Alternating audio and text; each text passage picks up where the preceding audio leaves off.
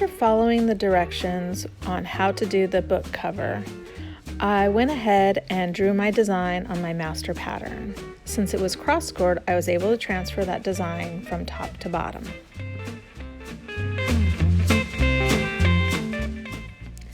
With the master pattern done and my design drawn on it, I went ahead and made my outside patterns to cut out my outside material.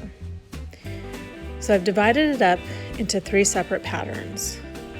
The patterns have 3/8 inch hang-on allowance and 3/8 of an inch turn-in allowance.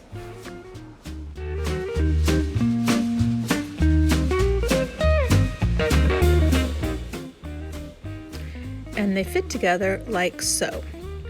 This one arch is going to be raw edge sitting on top of the smaller half circle, and the arch is also sitting on top of the larger back piece. I've cut out all my leather and I'm ready to assemble it. This is how it will look once it's all put together. If you're wondering why there are little pieces cut away from the turn-in allowance underneath the arches on the blue and green leather, that's to reduce bulk. So this way there won't be any turn-in allowance right there. It will just be the arch turned over. Now I'm just transferring information onto the other pieces so I know where to glue or use double-faced tape to temporarily hold everything into place for sewing purposes. A quick little side note, I'm using extra thin leather.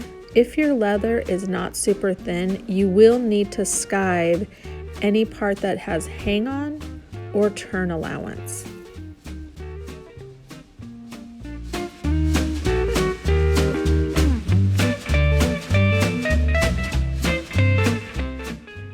Once the tape or glue is already in place, it's time to put your leather down.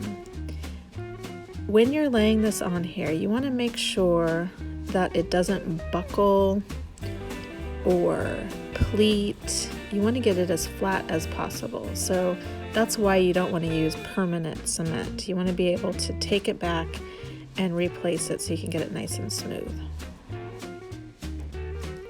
And I'm using a double face repositioning tape specifically made for leather. You can also use barge rubber cement. You just don't want to use a permanent contact cement for repositioning purposes, but also we are going to sew this on the sewing machine, so you do not want to use a permanent cement when you're stitching.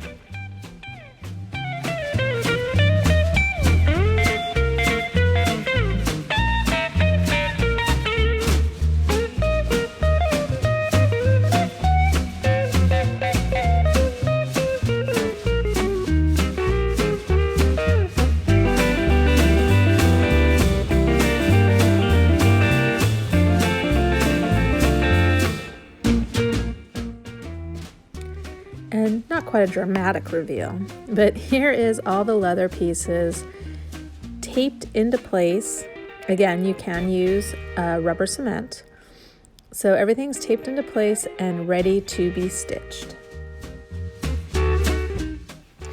In order to get super close to the edge, you may want to use a zipper foot and try and stitch as neat and clean as possible. It does take some practice, and you will get better over time.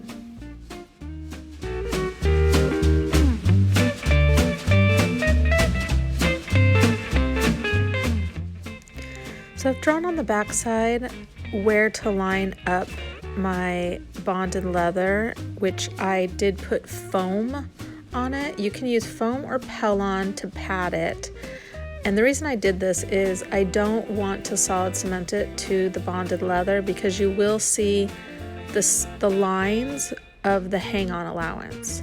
So I went ahead and put foam, and since I did that, I'm going to use rubber cement, and I'm only going to put it on the turn-in allowance and the back side of the bonded leather.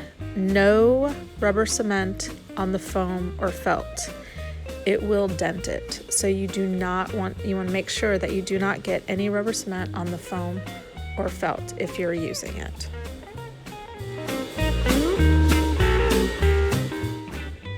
Now that the rubber cement is pretty much dry, I can go ahead and turn the leather over onto the bonded leather. I'm pushing down on the bonded leather and squeezing the foam and kind of pulling the turn allowance over so it's nice and tight. In the corners, you don't want to overlap them, just pinch them together and we'll cut those off after. If you want, you can use a bone folder to help make that line nice and crisp.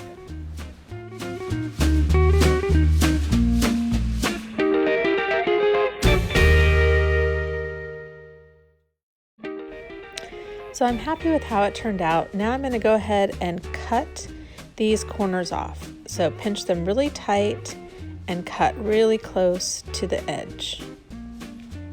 And once you've gotten all 4 corners cut, you can go ahead and use a hammer, or if you can't find them, use the back of your awl like me and smash them down so you get them nice and tight and flat.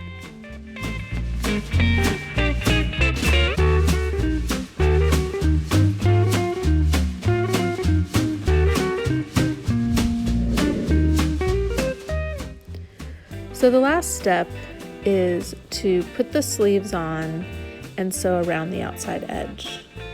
I went ahead and grabbed some scrap fabric I had and turned the raw edges onto itself to line the inside of my book cover because it was quite messy. And now I'm going to glue the little sleeves into place so I can stitch it one last time.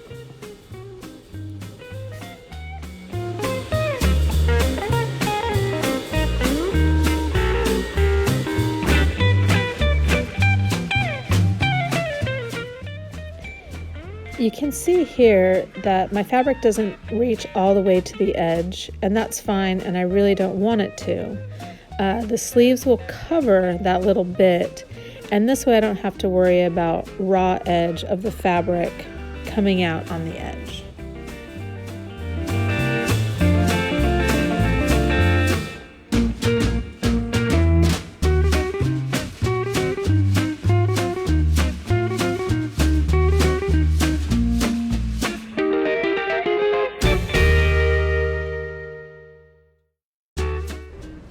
All right, everything is in place and ready to be sewn. So one last step is to sew around the outside edge.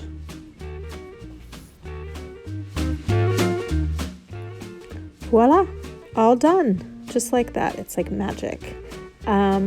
So sewing the outside edge, I used a 1/8 of an inch edge foot to give me a nice straight line going all the way around.